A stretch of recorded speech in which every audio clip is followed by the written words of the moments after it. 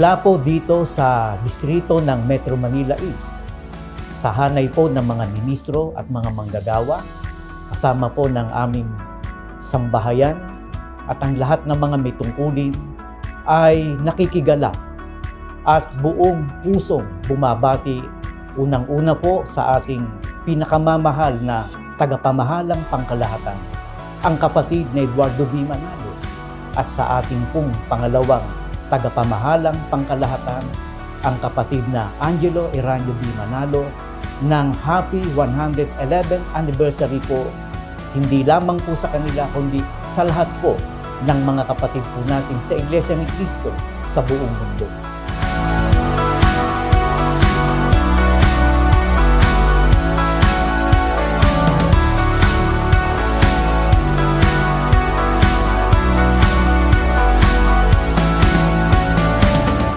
Hulyo 27, 1914, narehistro ang Iglesia ni Cristo sa bansang Pilipinas.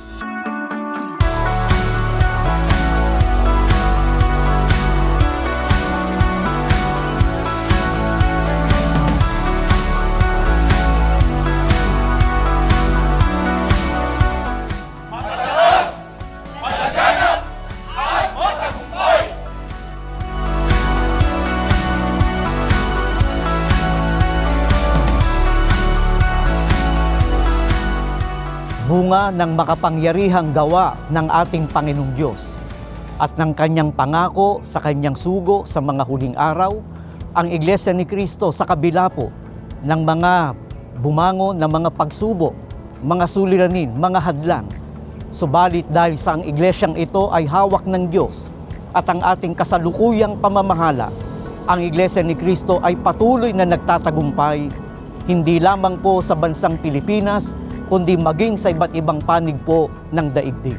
Mula po sa mga ministro at mga manggagawa, kasama po ng aming mga may bahay, gayon din po ang mga may tungkulin, mula po sa distrito ng Metro Manila East, ay bumabati po, una po, sa ating tagapamahalang pangkalahatan, ang kapatid na Eduardo V. Manalo, at sa ating pong pangalawang tagapamahalang pangkalahatan, ang kapatid na Angelo Eranio V. Manalo, at sa lahat ng mga kapatid sa buong mundo sa Iglesia ni Cristo ng Happy 111th anniversary po!